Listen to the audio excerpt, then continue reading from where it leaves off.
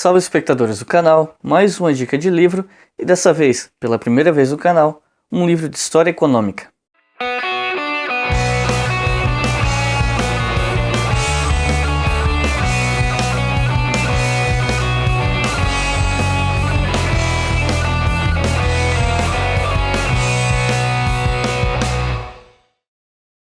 O livro de hoje é um livro que já faz tempo que eu queria fazer um vídeo para vocês. No entanto, eu tive que parar de ler ele no começo desse semestre do doutorado e só pude voltar a lê-lo nas últimas semanas. Eis que finalmente eu consegui trabalhar no roteiro dele e aqui está o vídeo. O livro de hoje, Chutando a Escada, de Ha-Joon Chang. Pode até parecer que eu estou zoando a pronúncia do nome dele, mas isso sou eu tentando pronunciar coreano. Eu não sei como pronuncia o nome dele. Ha-Joon Chang é um economista sul-coreano, especialista em desenvolvimento econômico. Os livros desse autor, dos quais esse é um dos primeiros, são bastante influentes em várias escolas de economia pelo mundo. E esse é talvez o mais famoso de seus livros. O autor inclusive ficou no top 20 da lista da revista Process Magazine, a lista chamada World Thinkers, na eleição de 2013, onde ele ficou em 18º. Ele também serviu como consultor do Banco Mundial, do Banco de Desenvolvimento da Ásia, do Banco de Investimento Europeu, entre outros órgãos e também agências das Nações Unidas. Os livros do Chang são bastante influentes, como eu já falei antes, e um exemplo disso é que o Rafael Cortés, presidente do Equador e também economista, é bastante influenciado pela obra do Chang, ou pelo menos se assume como leitor desse autor. Chutando a Escada foi lançado originalmente em 2002 e aqui no Brasil em 2003, pela editora Unesp. Então é importante frisar que em alguns poucos trechos o livro ele soa um pouco datado, já que o grau de desenvolvimento de alguns países em 2002 era diferente do grau de desenvolvimento que eles têm hoje, como por exemplo o caso do Brasil ou da China. Além do mais, esse livro foi escrito antes de alguns eventos históricos que alteraram um pouco a dinâmica econômica de alguns países. Os Estados Unidos não estavam tão endividados com a guerra do Iraque, que tinha acabado de começar, a China não era a potência que se tornou ainda, e nós não tínhamos passado pela crise econômica de 2008 que ainda hoje abala a economia mundial. Ainda assim, isso não prejudica em nada a obra, já que é muito fácil conceituar ela historicamente e saber quando o argumento é datado ou não. O ponto principal do autor é relativamente simples de sumarizar. O argumento do autor é que os países em desenvolvimento sofriam naquele momento, em 2002, e normalmente ainda sofrem, uma grande pressão dos países desenvolvidos para adotar políticas internacionais de desenvolvimento que tragam o que são consideradas políticas boas para o desenvolvimento econômico. E essas políticas são basicamente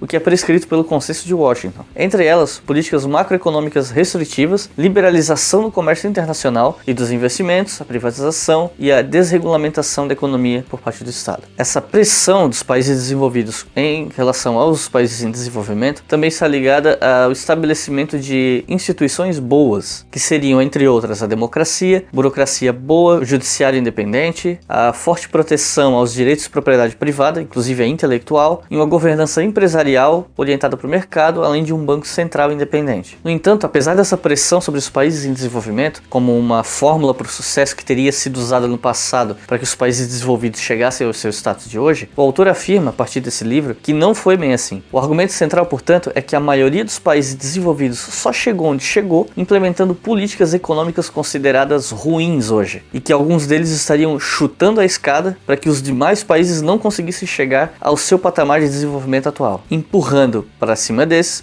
políticas econômicas que eles mesmos não adotaram. Vale citar que o termo chutando a escada foi pego emprestado do economista alemão do século XIX, Friedrich List. Ele mostra também, um pouco mais adiante no livro, que muitas das instituições que esses países hoje defendem como boas, como a democracia e a erradicação do trabalho infantil, foram implantadas tardiamente, depois de muito tempo, às vezes até cerca de 150 anos de tentativas, de avanços, retrocessos, até que elas realmente se estabelecessem, e que os prazos de 5 a 10 anos que esses países hoje dão aos países em desenvolvimento para que eles implantem essas instituições são muito abaixo do tempo que elas mesmas levaram para implantar essas instituições no seu território. O autor é bem enfático e ele repete isso várias vezes no livro. Os países desenvolvidos não seriam o que são hoje se tivessem adotado as políticas econômicas que eles querem impor ao resto do mundo. Esse é o ponto fulcral que o autor defende no decorrer de toda a sua obra. O livro tem 4 capítulos, sendo os capítulos 2 e 3 os mais longos, e eles são divididos em várias subseções. O primeiro capítulo é mais uma introdução e o último uma conclusão. Por isso, eles são mais curtos que os 2 capítulos do meio. Na introdução, o autor bebe um pouco do Friedrich List e adianta um pouco a discussão que ele fará com mais ênfase no capítulo 2. Ele discute, nessa parte, por exemplo, entre outras coisas, como a Grã-Bretanha passou a crescer de forma mais intensa a partir de sua industrialização. Ele mostra como o List discordava de Adam Smith sobre os Estados Unidos, de que esse país tinha uma vocação agrária e deveria investir nisso, não na industrialização. Chang mostra que os argumentos do List eles se confirmaram quando os Estados Unidos se tornaram não apenas os maiores praticantes do protecionismo, como passaram a ser líderes na indústria mundial, e isso dentro de algumas poucas décadas. No entanto, depois da Segunda Guerra Mundial, os Estados Unidos passaram a fazer o mesmo que a Grã-Bretanha fez no fim do século XIX e passaram a preconizar o livre comércio, apesar de a sua supremacia ter sido construída a partir de, entre outras coisas, um protecionismo violento. No entanto, o livro não fica focando apenas nos Estados Unidos e na Grã-Bretanha. Na verdade, ele é bastante dividido. Normalmente, os eixos das discussões são temas gerais que, quando são abordados, são discutidos em cada um dos países que o autor mais aborda no livro. Além dos 2 que eu citei, outros como Áustria, Suíça, Holanda, Suécia, Finlândia, Japão, Coreia do Sul, Bélgica, entre outros. Esse começo do livro, no entanto, é um pouco mais teórico, enquanto os capítulos seguintes são um pouco mais factuais, entre aspas. Eles se apoiam mais em dados e na exposição de eventos históricos que reforça sua narrativa. O autor lamenta, nessa introdução, que nos últimos anos a economia do desenvolvimento e a história econômica foram abafadas pela predominância da economia neoclássica, jogando para escanteio discussões mais sedimentadas em exemplos históricos e fazendo uma abordagem ahistórica e muito conceitual. Aquela velha história do só aprendo com a história quando me convém. O principal recorte temporal do livro é entre o fim das guerras napoleônicas em 1815 e o início da Primeira Guerra Mundial em 1914, por ser esse o período que a maioria dos países hoje desenvolvidos estava passando pela Revolução Industrial, mas às vezes o autor pega informações de períodos mais antigos ou mais recentes, de acordo com a necessidade de sedimentar historicamente os seus argumentos. Para ficar um pouco mais claro para quem está assistindo esse vídeo, em termos gerais nós podemos resumir quais são essas práticas econômicas consideradas ruins hoje, mas que foram amplamente usadas pelos países desenvolvidos no passado em alguns pontos. Proteção tarifária, ou seja, proteger com a manipulação dos impostos o produto criado internamente em detrimento dos importados para fortalecer a indústria local, subsídio à indústria, programas de investimento público em infraestrutura e manufatura, financiamento da aquisição de tecnologia estrangeira, tanto por meios legais, como viagens de estudo e treinamento, quanto por meios ilegais, como espionagem industrial, contrabando de maquinário, não reconhecimento de patentes estrangeiras, entre outros. Apoio financeiro estatal a pesquisas de desenvolvimento e educação, criação de mecanismos institucionais para facilitar as participações público-privadas e outros. Mas em termos gerais, são esses os pontos que o autor elenca, ou pelo menos os principais deles. Alguns países ativamente tentaram impedir a transferência de tecnologia para os seus concorrentes potenciais, incluindo mão de obra especializada e, em alguns casos, como foi o caso da Grã-Bretanha, pressionando países menos desenvolvidos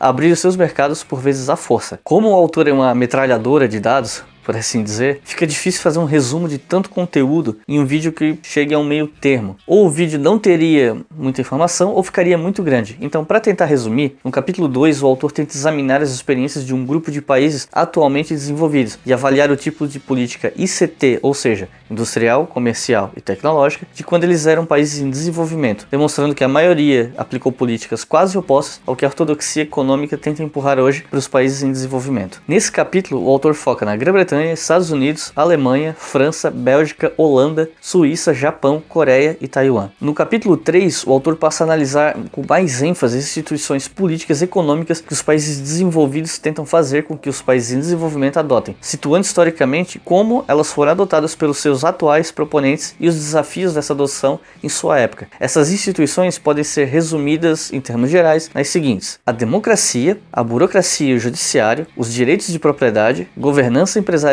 instituições financeiras privadas e públicas e instituições previdenciárias e trabalhistas. O cerne de todo o livro, a mensagem que o autor tenta passar, é que é necessário dentro da economia aprender com a história, com os exemplos do passado. Como eu disse antes, o autor se opõe à hegemonia da economia neoclássica. Chang argumenta que as reformas políticas neoliberais elas se mostraram incapazes de cumprir a grande promessa que elas tinham, que era de crescimento econômico a médio e longo prazo. O argumento neoliberal é que no começo as suas reformas aumentam a desigualdade desigualdade, mas que a longo prazo elas geram riqueza o suficiente para que aqueles que saíram perdendo no começo também se beneficiem dessa riqueza. O que o autor argumenta é que os dados que o autor apresenta, que ele possui, mostram que só a parte negativa dessa previsão se confirmou, que foi o aumento da desigualdade, mas a aceleração do crescimento não ocorreu. Pelo contrário, o crescimento desacelerou em relação ao período entre 1960 e parte da década de 1980, especialmente nos países em desenvolvimento. Vale lembrar que eu não sou economista, então se tiver algum economista assistindo esse vídeo que leu esse livro e quiser apontar os problemas dele, fique à vontade para comentar aqui embaixo. Eu gostaria de ouvir o que você tem a dizer, desde que você tenha lido o livro, é claro. Esse livro recebeu elogios e o trabalho de Chang se tornou bastante influente, mas isso não isentou de críticas, e não necessariamente essas críticas vieram apenas de neoliberais mais extremos. O economista Douglas Irving, por exemplo, afirmou que o Chang analisou apenas países que se desenvolveram no século XIX e focou apenas em pontos específicos. Ele não analisou países que falharam em se desenvolver naquela época e se eles haviam adotado ou não as mesmas medidas heterodoxas que os países desenvolvidos adotaram. No seu livro de 2008, chamado Bad Samaritan, que até onde eu sei não veio para o Brasil, Chang contra-argumentou o Irving, afirmando que os países que falharam em se desenvolver majoritariamente adotaram políticas de livre mercado e que, ainda que a intervenção estatal tenha gerado fracassos econômicos em alguns lugares, o histórico desse tipo de economia é melhor do que o do livre mercado desregulado, que segundo Chang raramente são bem-sucedidos em atingir o desenvolvimento econômico. Já o ex-economista do Banco Mundial, William Earsley, criticou Chang pelo apego a modelos econômicos herméticos. Ele elogia o autor por desmontar muito bem os sofismas dos ideólogos neoliberais mais exagerados, demonstrando que o modelo deles falhou sucessivas vezes. No entanto, para esse autor, Chang inverteria o jogo, propondo um outro modelo que seria uma fórmula provável de sucesso, mas que continua sendo um modelo hermético. William Earsley defende que nenhum modelo garante sucesso e que Chang comete o mesmo erro daqueles que ele critica, apenas escolhendo um modelo diametralmente oposto. Ele também acusa o Chang de pegar apenas os dados que lhe convém para confirmar a história, omitindo, por exemplo, que países como os Estados Unidos tiveram momentos de maior ou menor intervenção econômica e que as taxas de crescimento do país se mantiveram estáveis em muitos desses momentos, inclusive dos momentos mais liberais. Para ser justo, o William Earsley ele critica os economistas em geral, não só o Chang, mas todos os que pegam os dados que lhes convém para confirmar de forma enviesada os seus pontos de vista. Ele afirma que a saída de tantas pessoas da linha da pobreza absoluta e o crescente aumento de regimes democráticos e também de liberdades individuais desafiam tanto os proponentes do livre mercado quanto da heterodoxia que o Chang defende, porque não existe um modelo que resolva os problemas dos países deixando de lado as especificidades de cada um. Até onde eu tenho conhecimento, o Ha Zhongshang não respondeu esse artigo. Ele já havia dito antes que o Earsley tinha entendido seus argumentos errado quando o Earsley criticou ele pela primeira vez, mas ele ainda não respondeu a essa tréplica. Até certo ponto eu concordo com o William Earsley. Eu acho que esse livro ele faz algumas generalizações, ele parece ignorar algumas questões relacionadas a contingências da economia mundial, como crises econômicas, por exemplo, ou talvez ele deliberadamente ignore esses dados porque quando colocados em equação eles não alteram o resultado. Não sei, como eu disse, eu não sou economista, mas me parece que ele ignorar essas crises, esses momentos de oscilação, enfraquece o argumento dele. Mas apesar disso, mesmo que o William Earsley esteja correto na sua afirmação, o livro de Chang ele ainda vale muito a pena ser lido, especialmente porque se por um lado o modelo que ele propõe não garante nada, por outro ele demonstra que o discurso econômico ortodoxo que a gente vê hoje com muita força não se sustenta. Ele carrega várias falácias autoimunes de que quando as coisas dão errado é porque não se liberalizou o suficiente ou porque o Estado se meteu e estragou tudo. É o que a gente chama de argumento autoimune, ou seja, algo quase religioso que sempre tem uma saída, como quando você entra num labirinto sem saída e diz que Deus quis assim. Você não pode provar que o argumento está errado, você também não pode provar que o argumento está certo, e fica tudo no âmbito da crença, na crença de que aquilo é certo ou não. Um livro como esse contribui bastante na discussão a respeito desses modelos econômicos ortodoxos que hoje em dia são muito defendidos, ou melhor dizendo, modelo, já que existem diferentes variações, mas existe uma raiz em comum entre os modelos mais hegemônicos. Afinal das contas, esse livro serve para demonstrar historicamente como esses mitos ortodoxos de que os países desenvolvidos se desenvolveram a partir de grande liberalização e laissez-faire não se sustentam. Mas não trate o Ha Zhongshang como um grande profeta que veio trazer o esclarecimento e a verdade da economia. Leia esse livro, recomendo fortemente, mas tenha em mente que ele tem os seus problemas. Eu vou deixar aqui embaixo na descrição desse vídeo o link do artigo do William Earsley, onde ele critica o Ha Zhongshang, explicando os seus argumentos, né, de por que ele acha que, apesar de seus méritos, a obra de Ha Zhongshang tem problemas. Infelizmente, eu só encontrei o artigo em inglês, então, aos interessados, eu espero que vocês consigam ler nesse idioma.